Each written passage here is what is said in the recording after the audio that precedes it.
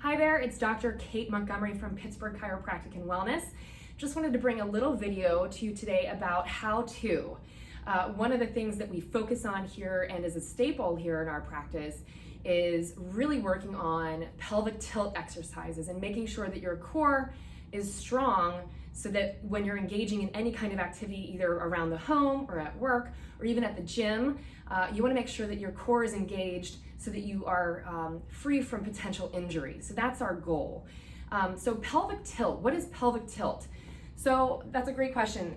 One way to think of a pelvic tilt is if I were to take a broomstick handle and go through one hip and out the other, and then I'm going to turn to my side here and dial up the broomstick. Essentially what we're doing is we're taking the curve out of our back and we're making it flattened.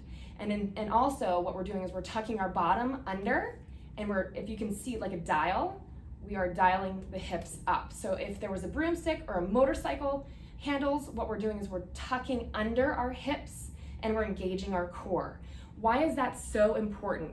So the reason why that's really important is because that's going to engage your core to keep all of your activities safe or lessened from injury. And that also is going to strengthen your core, which again will in turn, in the long run, prevent you from having injuries as well. So to see it on a spine, if the person were face down, what we're doing is we're really focusing on hip movement here at the bottom. So again, when we tuck our bottom under, you're flattening out this lumbar curve here. And then when you extend your bottom out, we're accentuating the lumbar curve. What this is also is the very first phase of a sit-up or a crunch. So when you're on the floor on your back, if you can also think of just flattening out that curve of your back and then release. So it's the very first thing you would do before you engage in a sit-up or a crunch. So what you're doing is you're tucking your bottom under and you're going to start to feel your abdominal muscles engage.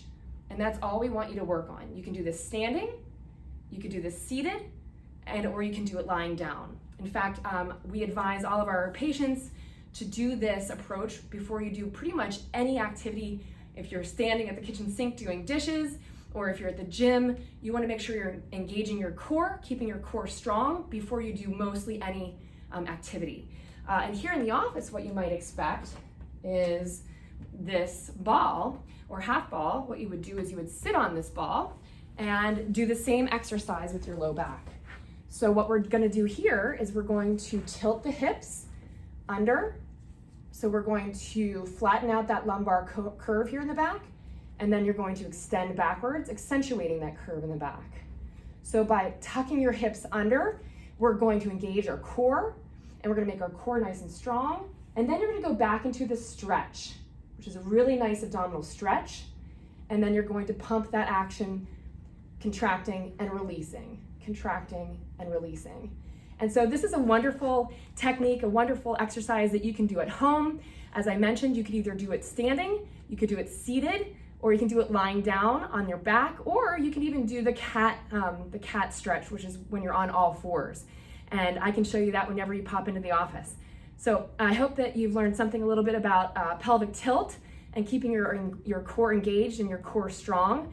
And if you guys have any other questions, or if you have anything that interests you that you want me to go over in a video, please of course let us know, and I'll be happy to bring that video to you in another video episode. All right guys, have a great day. Bye.